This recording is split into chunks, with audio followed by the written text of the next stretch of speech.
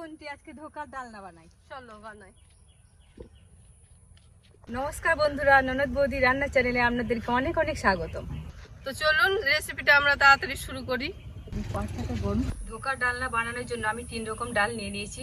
ছোলার ডাল, মুগের ডাল, মটরের ডাল। আর উপকরণে নিয়েছি বড় সাইজে আলু কেটে নিয়েছি, শুকনো লঙ্কা গুঁড়ি, দারচিনি, লবঙ্গ, এলাচ, গোটা জিরে, গোটা ধনে, হলুদ, লবণ, চিনি, ফোড়নের জন্য শুকনো লঙ্কা, কাঁচা লঙ্কা, কালো জিরে। ভিজিয়ে রাখা ডালটা এবার আমি বেটে নেবো।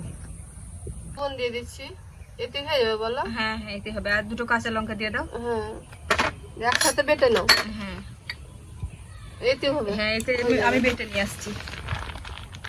বৌদি এবারে একটা বাটিতে জিরেটা আর ধনেটা বেটে নিয়ে চলে আসো। যাই।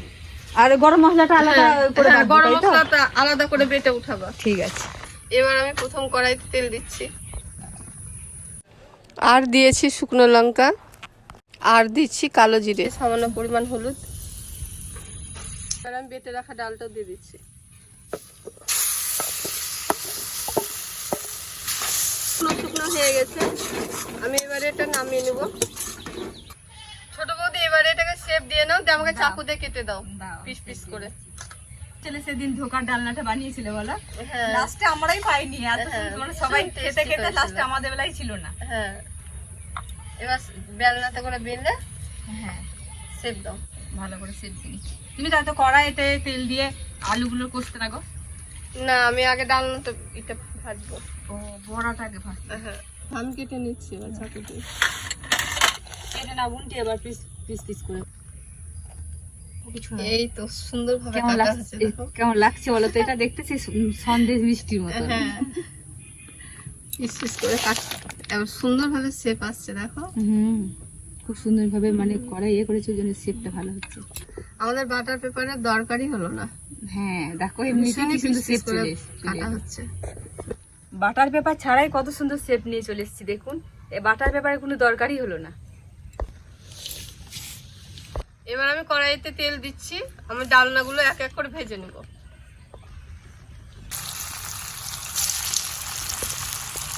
আমার ডালনাগুলো ভাজতে ভাজতে তুমি মশলাগুলো একসাথে মিক্স করো। মিক্স করে নিচ্ছি। আমি একটা বাটিতে বেটে রাখা মশলা, 1 চামচ হলুদ, 1 চামচ কাশ্মীরি লঙ্কা গুঁড়ি, 1 চামচ চিনি। এবার এর মধ্যে আমি পরিমাণ মতো জল দিয়ে দিলাম, 1 চামচ লবণ। এবার সবগুলোকে আমি ভালোভাবে মিক্স করে নিচ্ছি। ডালনাগুলো আমার ভাজা হয়ে গেছে, এবার আমি উঠে নিচ্ছি।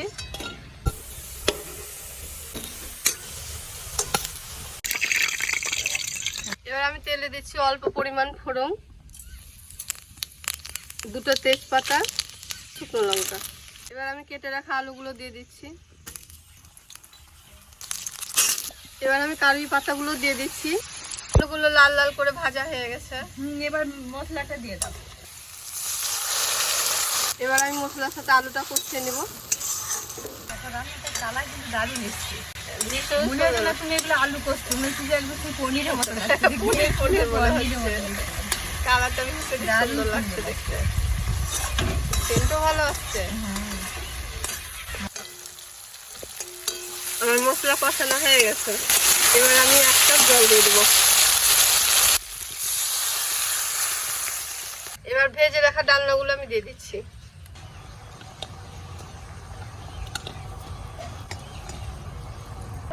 এবার বেটে রাখা গরম মশলাটা আমি দিয়ে দিচ্ছি। আর গরম মশলা দেওয়া হয়ে গেলে এবার কিছুক্ষণের জন্য ঢেকে দেবো।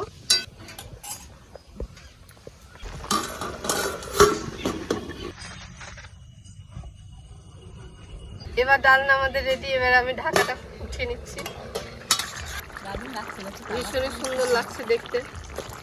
আজকে এই ধোকার ডালনাটা গরম ভাতের সাথে খেয়ে দেখবেন, জাস্ট জমে যাবে। এরকমই গ্রামীণ রান্না এবং বিভিন্ন নতুন রান্না দেখতে আমাদের চ্যানেলটিকে সাবস্ক্রাইব করুন বন্ধুরা। আবারও আসবো পরে ভিডিও নিয়ে। টাটা।